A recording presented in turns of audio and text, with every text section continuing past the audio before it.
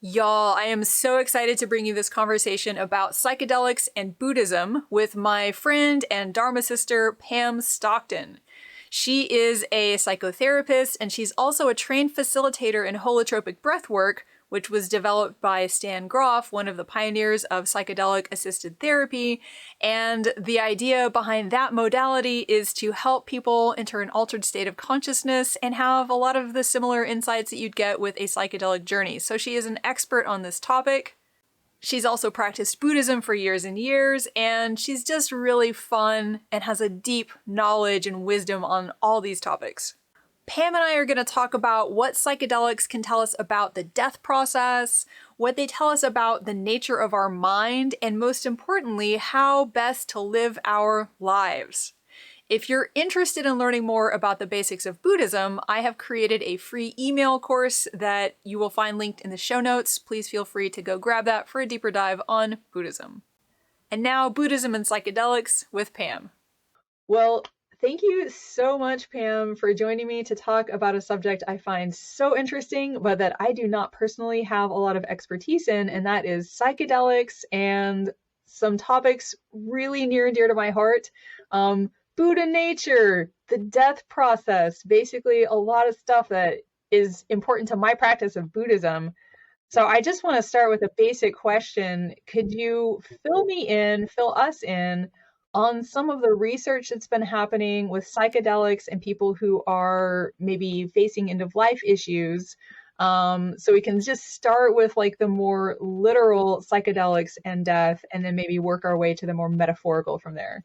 Well, that was what the early psychedelic work back in the 60s and 70s was largely focused on, using then LSD to ease the anxiety of people who were facing death. And there were a lot of studies done then until the prohibition happened in the 70s. And so when things started back up again, actually MAPS, I think, was founded in 1986, and they have done a tremendous amount of work, especially with MDMA psychotherapy for PTSD, which is more of a healing kind of purpose.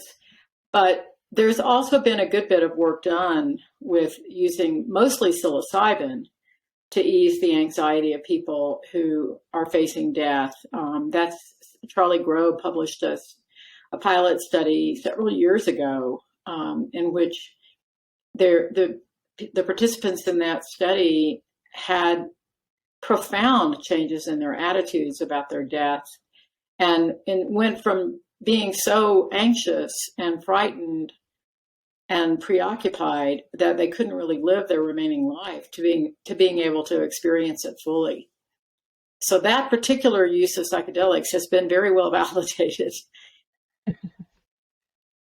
Yeah, it's just amazing some of the research that's come out and the impact it makes on people's lives and just their ability, like you're saying, to function and to enjoy what's left of their lives.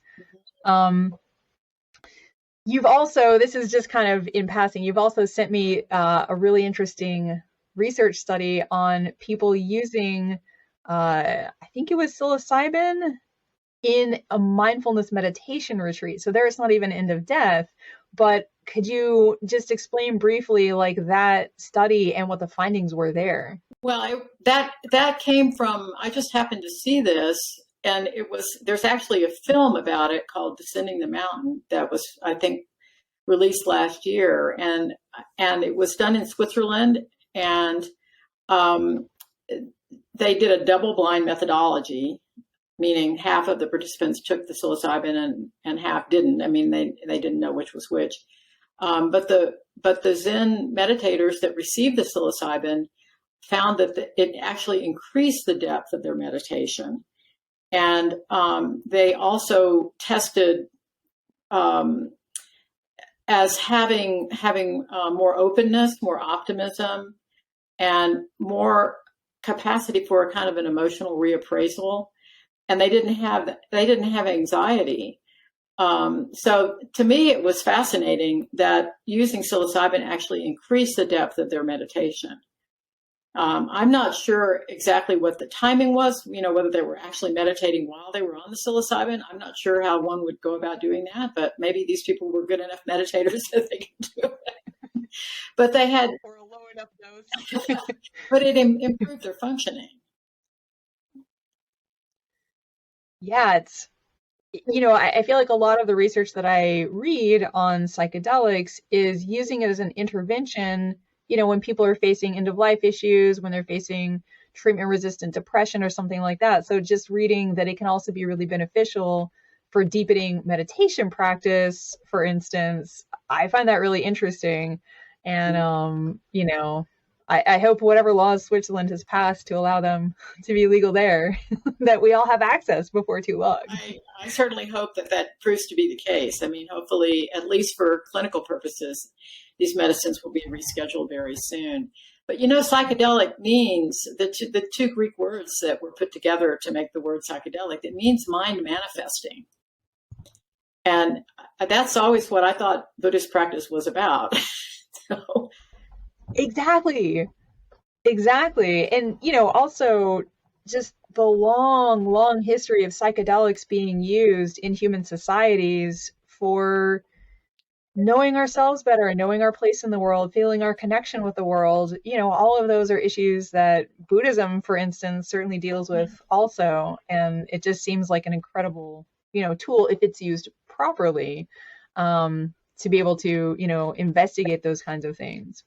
Well, and I think it's important to say something about what we mean by using them properly. And what that means to me is, first of all, that they're used in an appropriate setting, meaning the mindset, the intention that you go into the journey with, and the setting, meaning, are you in a safe place? Do you have an experienced, knowledgeable sitter with you in case something difficult happens?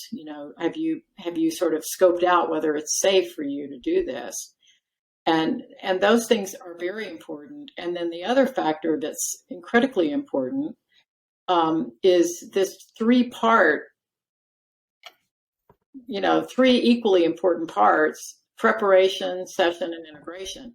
So, that you've had some preparation, that you kind of know what to expect, what the journey is likely to bring, which obviously is going to help quell anxiety. And then the integration piece is so important. And that's where I think meditation can be very helpful as a way of integrating a psychedelic experience, just taking it into your practice on the cushion. And for those who are not familiar with this, could you say more about, I know you've been interested in keeping up with the field of psychedelic research for quite a while. You're about to start a program for psychedelic assisted therapy. So I think you're much better than I am to speak to this, but could you explain what it means to use meditation to kind of integrate that kind of experience after you've had it? Well, the meditative process, in my experience, is very much one that is mind manifesting. And for example, I've been doing my Nundro now for 150 years. Nundro being Tibetan Buddhism's foundational practice. Right. Which Chris Beige talks in his book LSD and the Mind of the Universe about how Nundro is a more gradual way of unearthing things and bringing things to the surface, whereas the work he did with LSD was far from gradual. But my experience of doing Nundro has been that it does bring everything to the surface. And so to take a profound journey experience, and you wouldn't necessarily immediately begin meditation as a way to work with it. I think usually it's better to do some journaling or writing first, but to just have that be in your awareness as you're sitting or doing whatever your practice is, to see what unfolds. And that seems like a good opportunity too, just to mention this foundational principle, which all of the programs that are teaching people how to work with psychedelics therapeutically emphasized the importance of trusting the intrinsic healing intelligence, which is something that Stan Groff wrote about initially many years ago. I listened to a book by James Hollis recently where he referred to that intelligence as the part of us that knows what we need. Yeah, that's beautiful. So that part of us, that inner healer, we call it in the breathwork world, is going to be our guide in terms of pointing us toward what most needs to be looked at, analyzed, experienced, seen. And I don't know if you're the Buddhist scholar here. I don't know if you would agree with this, but I don't think the inner healer is anything other than our Buddha nature. I totally agree. Sorry, I was taking notes. Yeah, I totally agree. In fact, just hearing you speak about the integration process, I feel like from the Buddhist practice side, maybe one thing that needs to be more clear is that I think often people talk about Buddhism and they're thinking mindfulness meditation. And when you talk about, for you, your meditation practice has been a process of mind manifesting, a psychedelic process. I think maybe a lot of people don't know that certainly in a system like Tibetan Buddhism, it may be to a lesser extent in other systems, but I think this is true in all traditional Buddhist paths. You're not just sitting to feel better or de-stress or have a lower heart rate. You're sitting because we are Buddhas, because the fundamental nature of who we are is luminous and awake and vast and connected. So the practices Buddhism offers go way beyond just like a simple, sort of settling your mind on the breath, which is wonderful and can be a practice that you follow all the way to enlightenment. But the Dharmic traditions do offer sort of a pathway into these things too. It's just the psychedelics seem to have this really immediate, profound effect on our physiology that allows something else to come through. So I felt like I wanted to say that, and I appreciate you, coming to it from the other side of the equation. I 100% believe that the part of us that knows how to heal is connected with our Buddha nature. And when we do a serious Dharma practice, that's what we're trying to do, is manifest our Buddha nature. And in order to get there, we've got a lot of obscurations that need to be excavated and seen and looked at. And that is where, I see psychedelics as having a really important role in that ego dissolution process.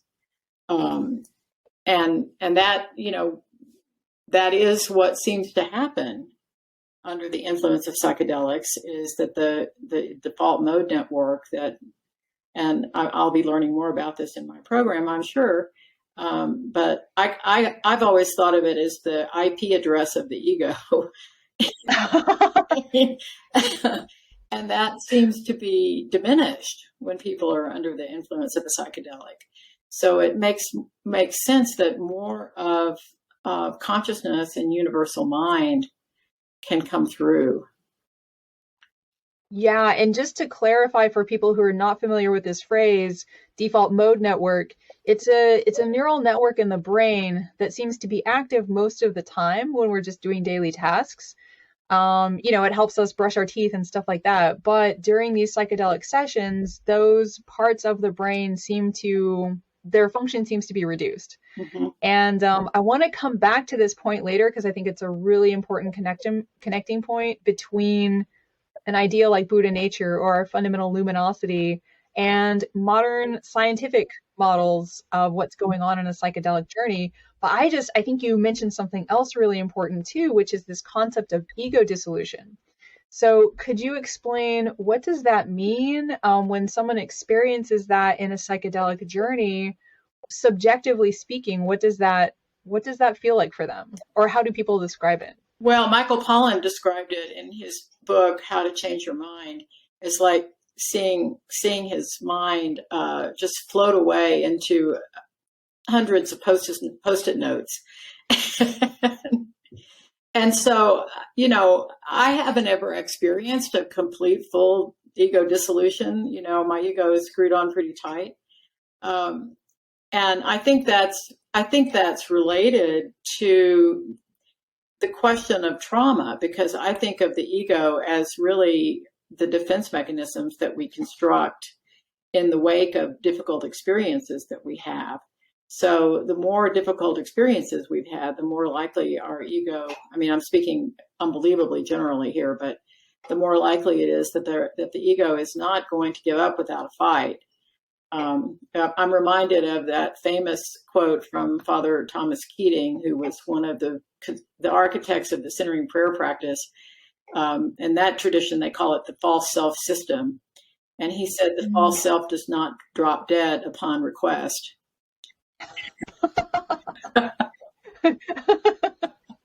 Oh, that's great.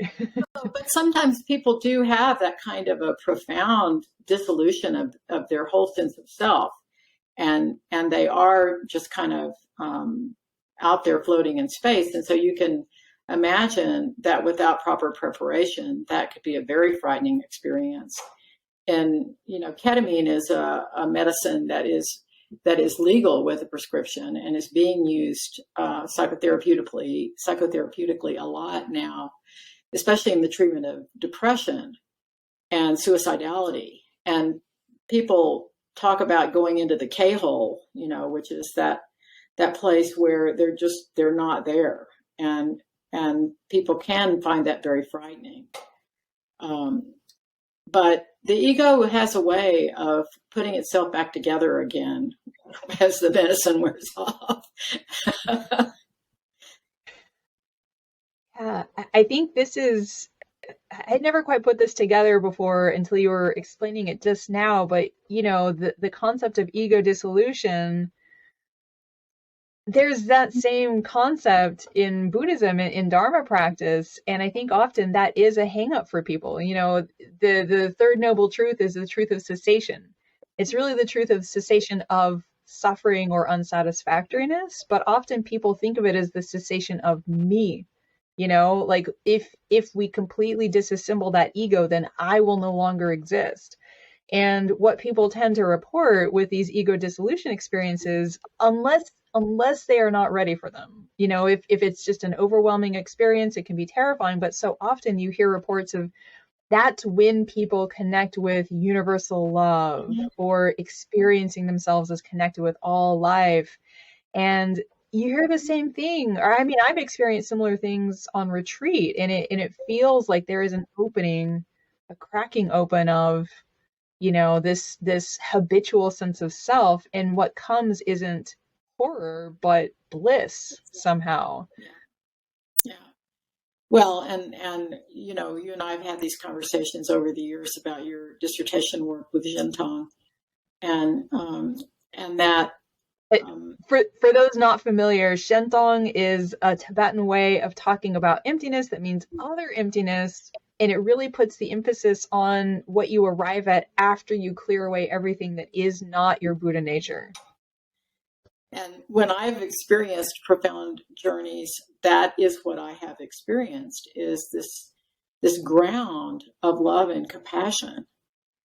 And it helped me understand that Beatles song about love is all you need. But seriously, that really is ultimate reality.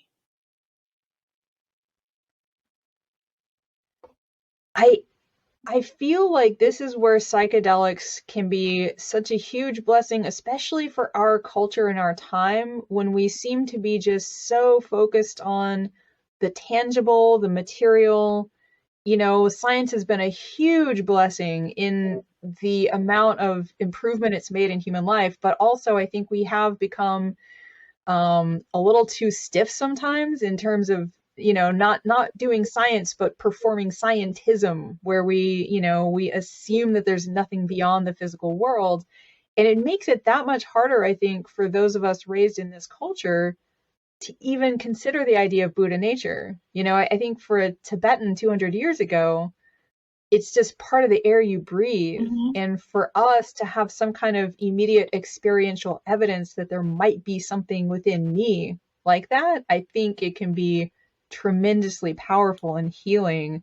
And I appreciate the Shentong shout out. I've been thinking actually a lot about Shentong and these exact topics lately, so that just warms my heart. Well, it's a way of looking at things that I appreciate a lot. And yes, the problem of our physicalist worldview that we're so deeply immersed in this culture that we don't even realize the extent to which we make assumptions about things not being real because we can't see them or measure them. And that is a real limitation of our culture that I think is, careful psychedelic use hopefully can begin to help people recognize that not being able to measure something does not invalidate its existence. But it is a concern in what people sometimes call the psychedelic space, that the whole process is going to be so heavily medicalized that scientism takes over the benefits of psychedelics too, and it becomes all about what we can measure. And that, I think, would be a very unfortunate thing. And also that, there's a lot of concern too about how people are trying to profit from the psychedelic renaissance too. And so if it all gets turned into a materialist exercise and a capitalist exercise, a lot will be lost. It just seems so wrong for psychedelics that kind of kick the door open on all of our ordinary concepts to then be like domesticated into a system where their only value is how much money can I make off them. Right. Exactly. I think that would be a real tragedy, and I hope it doesn't go that direction. But yeah, me too. Yeah. But there's a lot going on in the entrepreneurial space with psychedelics these days. Yeah, it'll be interesting to see as the regulation kind of continues to open up around this, what actually comes to pass in the field. Exactly. Yeah. A lot will happen in the next few years. Yeah, it seems like it. And maybe this is a good connecting point, talking about physicalism and the body.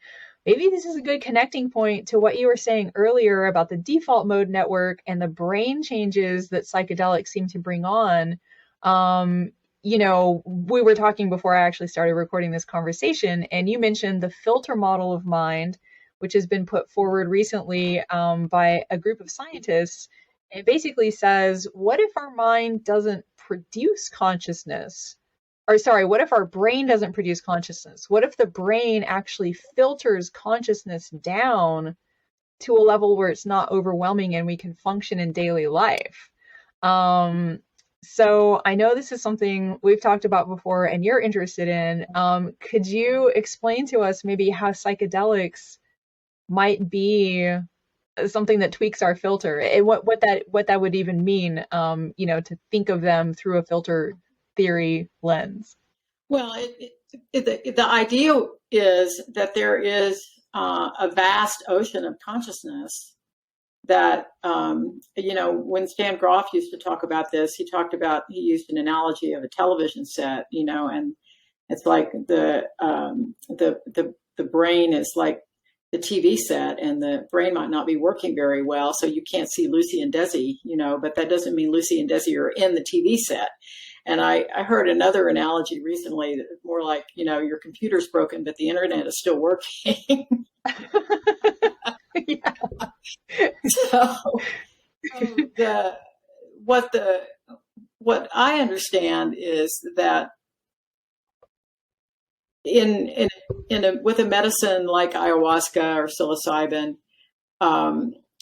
there's enough of our ordinary thinking mind, that left brain functioning that keeps us in our cognitive space so much of the time, that gets dialed down so that we're experiencing more of the actual bliss that is what is getting filtered out most of the time. And at least that's how I understand it. And a lot of people make use of Jill Bolte Taylor's experience when she had that left brain hemorrhage, and when her left brain went offline, she was experiencing bliss and a sense of boundarylessness. So I think that can be what psychedelics offer. That book, by the way, that she wrote, Jill Bolte Taylor's book, is called A Stroke of Insight, or My Stroke of Insight, one of my favorite titles for a book like that. Yeah. The story of her stroke. Yeah. The filter model has interested me for a long time. We kind of started out with the death process. The same scientists and researchers who put forward the filter theory of mind, they've also, this is a theory that was proposed, I think, back in the 1890s by Frederick Myers, and the original the Society for Psychical Research. And they've been, again, bringing the science together with this transcendent subject matter. They've been researching mediumship, reincarnation cases, out-of-body experiences in which someone is maybe in a hospital, they're having a near-death experience, there are doctors around them, everything that's going on is being recorded, and at the same time their consciousness is across the hospital, and when they come back, they tell a nurse, for instance, a very specific set of facts, like, hey, on the 5th floor on the other side of the hospital, outside this one particular room, there's a red sneaker on the windowsill. And the nurse goes to look, and lo and behold, there's a red sneaker on the windowsill. So, there are data that have been gathered for over 100 years now to suggest that this filter theory of mind is actually not just like a bunch of quackery, that it may well be the way that our physical bodies allow us to kind of explore a physical mind without our just being our physical bodies. I think I just went on a soapbox. Sorry, Pam, I didn't mean to. I think run away. If we didn't have that filter, we would not be able to live within this dimension of reality. I mean, I could probably get drummed out of the clinical core for saying this, but I think that often it's what psychosis is that the filter's not working. And that was one of the early models for psychedelic use, was that they were simulating a psychosis, so that it was kind of an experimental psychosis model, so that so the psychiatrists could experience what their psychotic patients were experiencing. I did not know that. Yeah. Did it work? I mean, is that was that the outcome of this? That's kind of like the difference between actually dying and having a near-death experience, right? Is that really what a psychotic person is experiencing? We don't know until we actually become psychotic. We don't know if a near-death experience is what death is like until we actually die. Right. It makes sense. It does. And, now that I've geeked out about the filter model, I'm going to geek out some more about research that was done by Ian Stevenson at the University of Virginia. One of his successors has been, using the filter model in his research. So one of the things that really strikes me about research on children who claim to remember previous lives is that often what they're talking about as happening at the end of the previous life, it matches very well with near-death experience accounts. So that's not to say like every near-death experience account is like a preview of what actually happens when you die, but there are stories of, in my previous life when I got drowned in a flooded rice paddy, for instance, this is what I experienced as I was dying. I saw loved ones, or, I think there are legitimate reasons to think that, yes, a psychedelic journey, even if it's not a literal preview of what happens when you die, if it's helping you experience or do like a trial run of having your ego fall apart, that sounds tremendously helpful for when you die, because that is in fact what happens. Well, that reminds me of that wonderful quote from Eric Davis about, I think he was talking about 5-methoxy-DMT, but that it was a flight simulator for the Bardo. I love it. The Bardo, of course, being the state after you die and before you get reborn. Yeah. But that reminds me a little bit, when you bring up the question of reincarnation, it reminds me a little bit of Christopher Bache's work too. His book LSD and the Mind of the Universe, in which he did 73 very high dose LSD sessions over a period of 20 years, which he highly recommends people not undertake. Because it was, he was teaching while he was doing all this, but it was pretty destabilizing for him.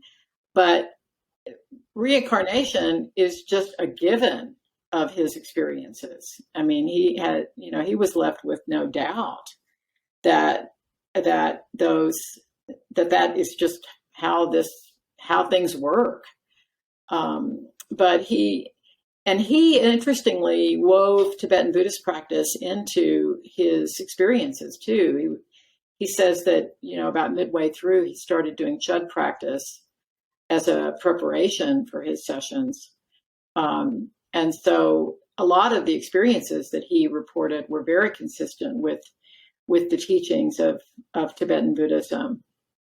And so that whole question of how psychedelics take us into a space where we have some experiential overlap with what Tibetan Buddhism is telling us is true, I find that fascinating. I suppose it could be argued that, we find what we already believe, but I think there's more going on than that. I would love to hear your take on that, because part of my original impetus for even wanting to talk to you about this is just the number of connections that people like Timothy Leary and other folks I would not expect to be, looking into Tibetan Buddhism, just the connections they make between the Bardo states, the death and rebirth process as described in Tibetan Buddhism, and psychedelic journeys. So what do you think is going on there? Well, why is that the thing people turn to? Well, I think you mean why do people go into that space in when they're using a psychedelic? Yeah, or why would they, Christopher Bache or Timothy Leary, like any of these people, why are they turning to like the Tibetan Book of the Dead, for instance, to make sense of their psychedelic journeys? Well, I think because I believe that that literature contains some profound truth about the nature of our human lives and the reality of samsara, that those things are just how it is. And when people experience psychedelic journeys, they can have an experiential taste of it. That has happened to me before, where I had a profound experience of knowing that I had to leave everything behind and there was nothing to be done about it. And I think that's a useful experience to have, because it is true. We're all going to die. Right. I remember many, many years ago in one of my early visits to Dawn Mountain, hearing Anne Klein speak about the reality of death. And for some reason, it made a big impression on me that all of these things that we think create happiness in the samsaric world, wealth, power, beauty, things like that, you still die. Right. There aren't any, and you're probably going to lose them before you die. Right. So if we can have an experience of the dissolution or even the softening of our egos, and still come back into our lives with health and time left to go, we're able to live better lives. We're able to better fulfill our bodhisattva commitments. At least that's what I believe. bodhisattva commitments to work for the benefit of all living beings, potentially even to awaken for the benefit of all living beings. So if you've had a Yeah. glimpse that there's something beyond your ego, it makes a lot more sense to dedicate yourself to the benefit of others. I love that interpretation. That is actually not one that had really occurred to me. But you're absolutely right. For me, I think I've gotten pretty into the Bardo state teachings in Tibetan Buddhism. There's a whole series on this podcast. I'm not sure about the YouTube channel, but I'll link the podcast episodes with descriptions of the Bardo of death, the description of the way that things dissolve and fall apart as we start to die, the Bardo of clear light, when we experience our true nature, at least for a brief moment, the Bardo of becoming when we're in this in-between state, kind of letting go of the old and moving toward the new. And then finally, obviously, the Bardo of this life. So usually that comes first, but you can find descriptions of all of them. But it is really, it's almost like a story about how the ego breaks down and how it gets put back together again. And I guess, hearing what you're describing, that's what happens in a very condensed way in one of these journeys. Yeah. I'm just curious if you're willing to share about your own experience. What was that experience like as you lived it? And then what impact did it have on your life afterwards? Well, I was going to say too about one of the things that Beish writes about is actually experiencing the Dharmakaya, which I guess is the Bardo of clear light. And actually, the Dharmakaya being kind of the subtle true nature of all things. So nothing you can point your finger at, but the true nature of things. And yeah, he called it the diamond luminosity in his book. And so that was one experiential overlap with the descriptions of the dying process that are contained in these Tibetan texts. But I think, I turned 70 last year, and so I think I have many years of life still to go, I hope, because it's going to take me a long time to finish my Nundro. But I am much more focused now on the reality of death and on what is another one of the objects of Buddhist practice is to make the most of our precious human life. And so to have an experience of even just a tiny little taste of the reality of death, that all the things that I've worked for to create in my life as a human being, I will have to let go of them and have absolutely no control over that process. And that's just how it is. And that's useful. It's useful for my practice. It's useful for my own journey to really accept that reality. Mm-hmm.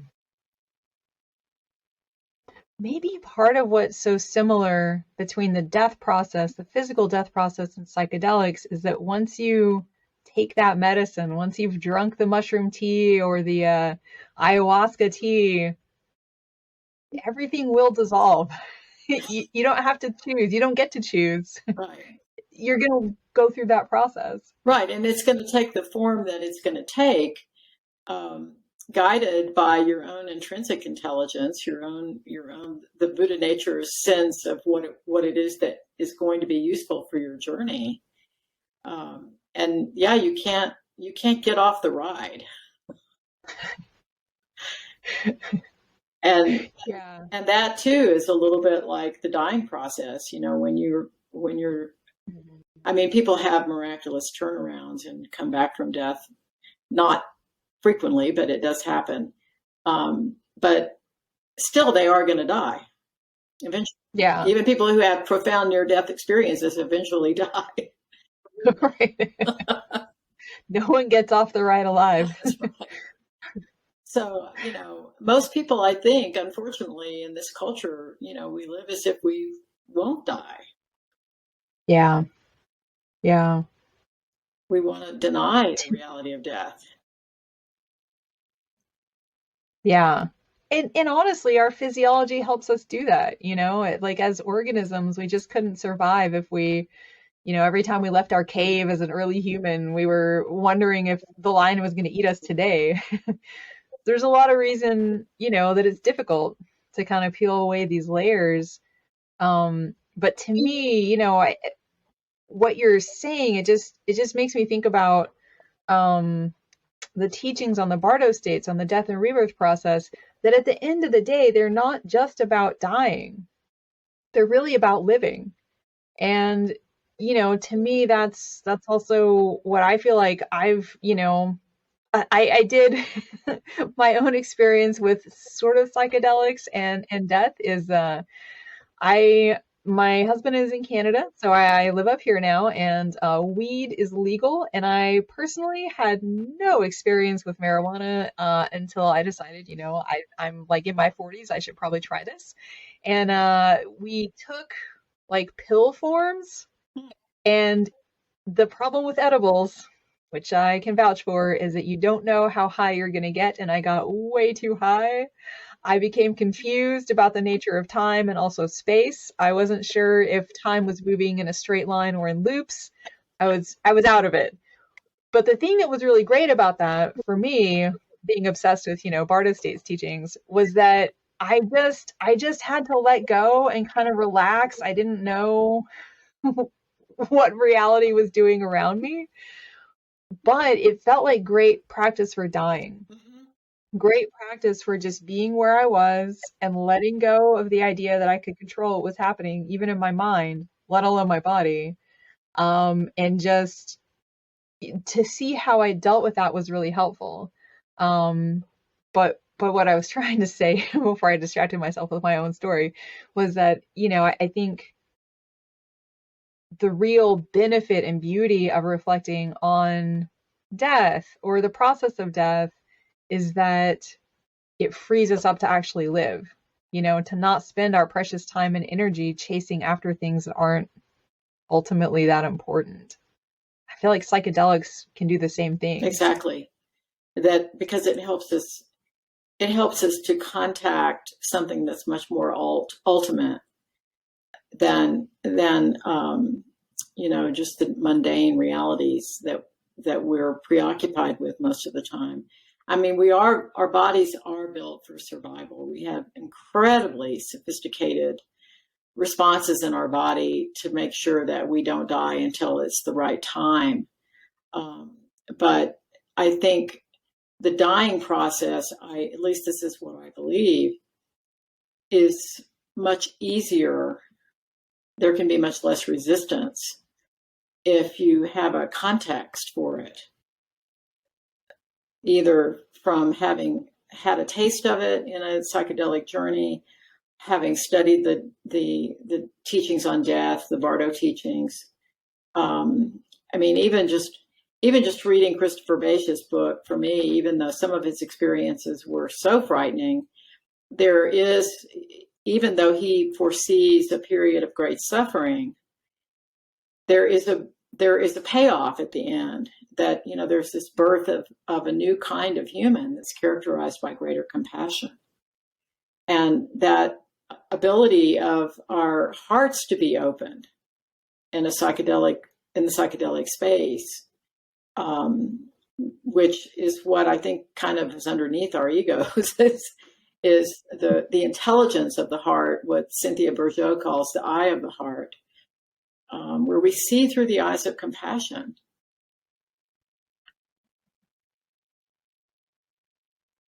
That's just beautiful. Yeah, what a wonderful gift. I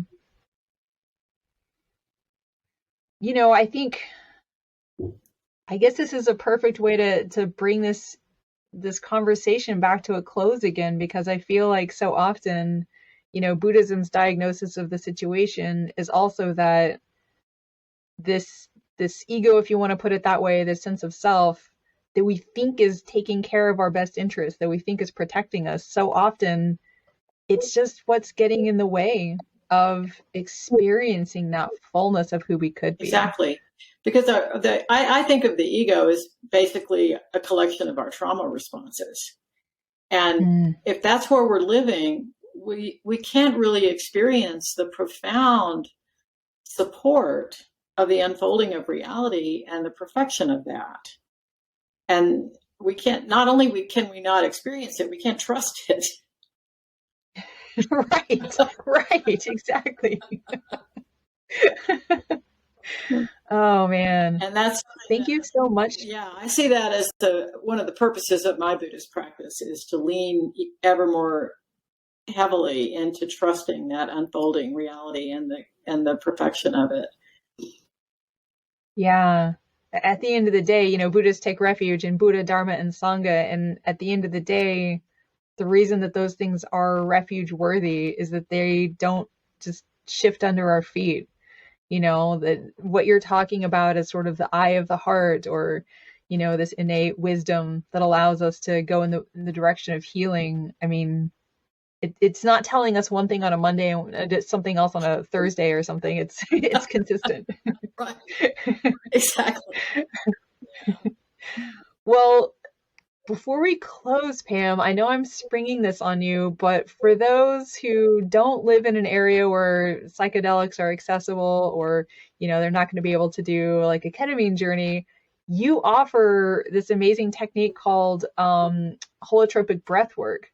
Would you be willing maybe to just give us a very brief explanation of what that is and how people can connect with you if they'd like to explore that? Well, I have been offering holotropic breathwork for many, many years. I'm now certified as a Groff breathwork facilitator. And it is a way of experiencing these or tasting the same terrain without any kind of substance, just through using the very accessible modalities of deeper and faster breathing and emotionally evocative music. Unfortunately, the pandemic has been very bad for breathwork because it's traditionally done in a group, and the group energy supports the process tremendously. And so to have a group of people in a closed space breathing heavily is kind of the ultimate super spreader event. So we haven't been able to do any breathwork workshops for a couple of years. I'm very hopeful that we'll be able to resume in the spring sometime. And there is a website, holotropicbreathworkhouston.com, where people can sign up to be on the mailing list so that they'll be notified when it is possible for us to offer a workshop. And that I'm hoping will be sometime in 2022 that we'll be able to get back on the mat. That would be wonderful to be able to have that group experience again. And I'll put a link to that in the show notes so people can check out your website and get on your mailing list, especially those of y'all in the Houston area. I know before COVID, you were doing things there on kind of a regular basis. Yeah. You also live there, which you don't anymore. So we'll have to see where it's available, but that would be a great place to learn more and to get connected with a really wonderful facilitator for that type of training. Yeah. Well, I really hope that this is the year when we were able to get back to it. It's Me too. Yeah, I've done workshops with Pam several times, and they've just been really meaningful and moving experiences, and I can't recommend it highly enough. Well, thank you so much, Pam, for your time and your expertise and just your, kind-heartedness in sharing all these wonderful bits of information with us. If you enjoyed this episode, please like and subscribe if you're watching on YouTube, or if you're listening to a podcast, please subscribe so you don't miss future episodes. And if you're listening on Spotify or Apple Podcasts, you can also leave a review. That's super helpful. Thank you. May you and all beings be well.